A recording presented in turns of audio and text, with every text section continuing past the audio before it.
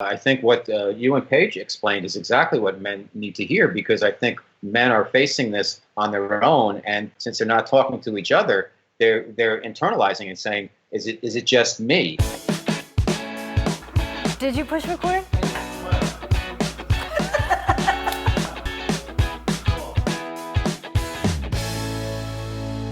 Thanks again for tuning into our second act with Paige and Silka.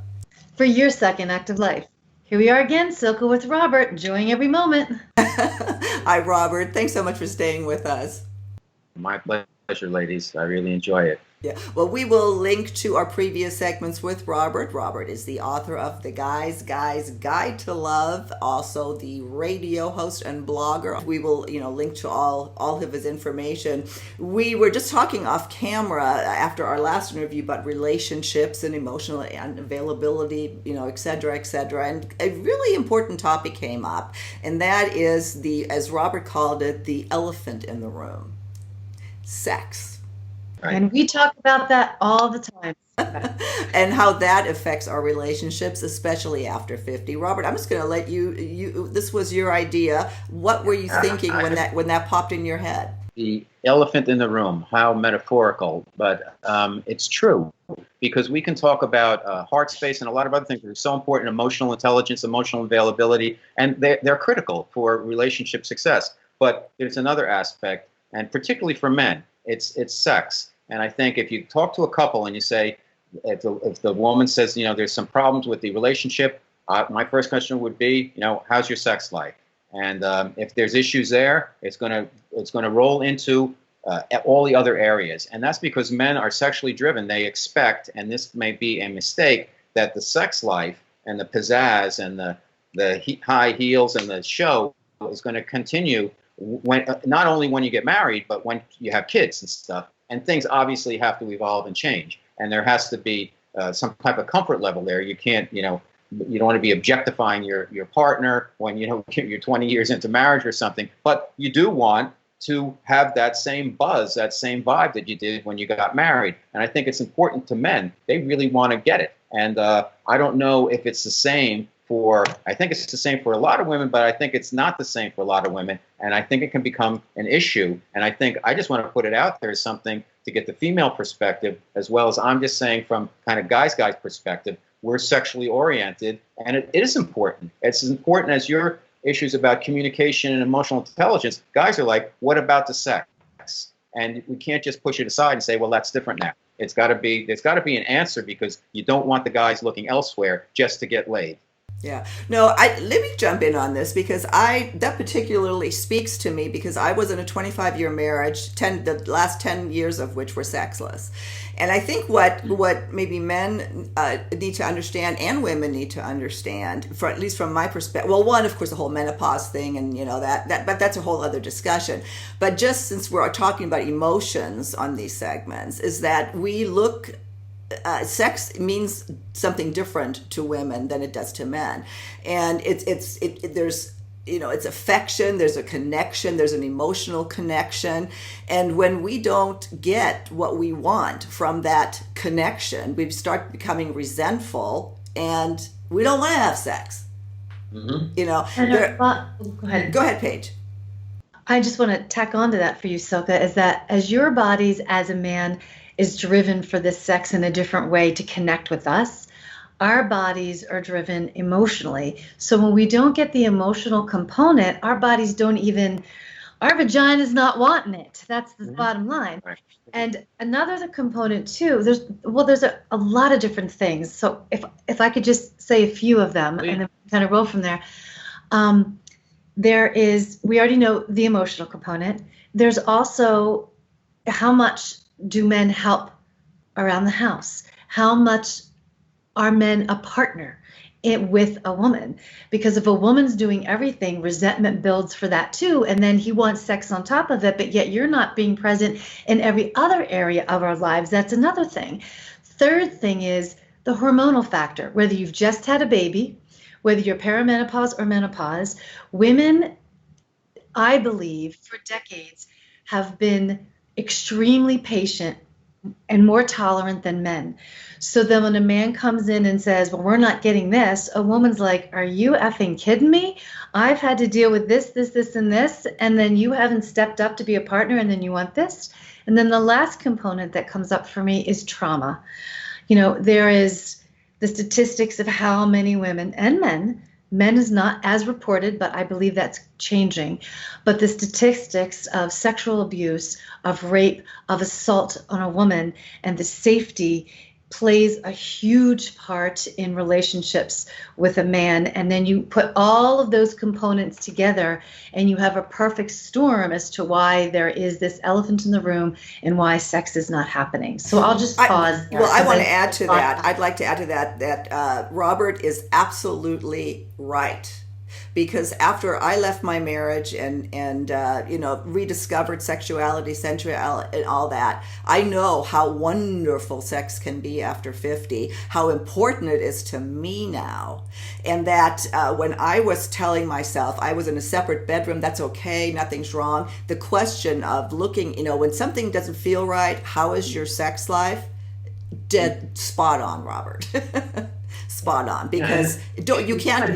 Go ahead. Guys, they don't. There's no I would have liked to have gotten a pamphlet, a very small pamphlet about here's what happens with this part of the relationship when you get married. I think a lot of guys would like that, and every marriage and every situation. And I'm not complaining about my own personal situation, but you have to be very alert and read the signals. And I think Paige, you were right on that. You have to like always be dating if you want to have a robust sex life as you continue in your marriage. Even though the guys still go. The women are more complicated, they have more dimension, and you have to know how to work with that. And then I think you will get what you're looking for, but it may not be exactly the same. And I think the problem is, again, nobody knows going into it. At least most of the men I know, they don't know that going into it. And guys do not talk about this with each other. They don't. So there's no forum. So everybody's, each individual's like saying, is it me? Am I missing something? And I think it's a real issue. And it's also an issue that we don't talk enough about because it is the elephant in the room. And I agree with everything, Paige, that you had to say. And also you, Silke. But, guys are still guys and they're working with this and it's complicated. It's not easy. Well, in a way, the answer to me is so easy. And it's not about how great you are in bed or how well you are endowed or whatever. But if you just show me love, show me affection, make me feel special, cuddle. Can I add to that, Silke? Go ahead. Because that's really good what you said. I had a client, a male yesterday, who actually is a special ops guy. So this is a real guy there. He talked to me yesterday because he's married, but he met somebody, wasn't looking for it. But basically what came out of that was he didn't feel like he could be emotionally open with his wife. So as much as we're saying as women that we want that, men, I believe, also need that. They just don't know how to ask for it. They don't know how to do it. They don't understand that's what they need. Because most of the time when I work with them, they don't even understand, oh, I do need some of that emotional connection, but I didn't know what that looked like. I didn't know how to say that to my significant other. So I also want to throw that in the mix that, as simple as we think it is, I think it's complex because there's so many things that go into a relationship and go into what's the sexual component. I don't think it's ever easy. You could easily say, yes, it comes down to loving one another. That's great, but we're in human form and we're affected by so many things every second of every day, and we bring baggage to everything that we do. I still want that pamphlet. Maybe we should create one, Robert, and say, you know what? This will be an ongoing pamphlet that we will add each day, but here's the beginning part of it, more to follow. It's a great and such an important topic, and you're right. Yeah. Men don't. So let me ask you this, Robert. Since men don't talk to about this to each other, I know men watch this show. We have a 70% male audience. I think one of the reasons is they get to listen to conversations like this. What do you think is important for a man to hear? The truth. I think what you and Paige explained is exactly what men need to hear, because I think men are facing this on their own, and since they're not talking to each other, they're internalizing and saying, "Is it just me?" And they don't want to talk to their friends because they don't want to say, are you getting it? And no. How about you? You know, I don't know, not really, not enough. How about you? Well, I'm getting it all the time. So it could be guys don't want to, be the one who's on the short end of the stick, no pun intended there. But it's tough because they're not sure where to turn for help or truth. But the biggest thing is, I think in this area, men need to know the truth, and men have to be prepared for that things are going to keep changing and changing all the time. And it's up to them if they want to stay on the role that they were on before they got married, or in the early stages of marriage, or before kids, that they have to do some extra work to keep that going. It's not just going to happen on its own. That's what I'm hearing. Yeah, no. But you're going to have to do some work. Exactly. No, it's an important topic that I think we want to discuss a lot more in the future. We have done tons of programming on sex and rediscovering and the issues and hormones. And I'll link to some of the, as you kind of cued me, I'll link to some of those shows as well. And I'd love to do more on those. I think these conversations are very, very important. Paige, is there anything that you'd like to add before we close this out? You mean we didn't solve the problem? No, we didn't solve the problem. We're never. I say, there's just so many aspects that go into your sexual life. It is complicated, and there's so many areas, and it's always going to be tenuous, and things might go up, down, up, down. It might go like this. There might be a time that, we're on a really good roll, and then something falls out. It's just so much occurs every single day, every second, that affects our lives, that I just think that we should do some more shows on this, because having the conversations and saying it out loud and having viewers go, oh my God, that's me. Okay, yeah, maybe I should go speak to my significant other about this. Hey, I just heard this. I think all of this can be helpful because we're being authentic about, it affects all of us. I can say that for myself too, because it's not 100% perfect. That's for damn sure. No, it never is. All right. Well, on that note, we will close out. Robert, thank you so much for doing these segments with us. I can't wait to have you back on. And we will see you all next time on our second act with Paige and Silka. For your second act of life. Bye, everyone.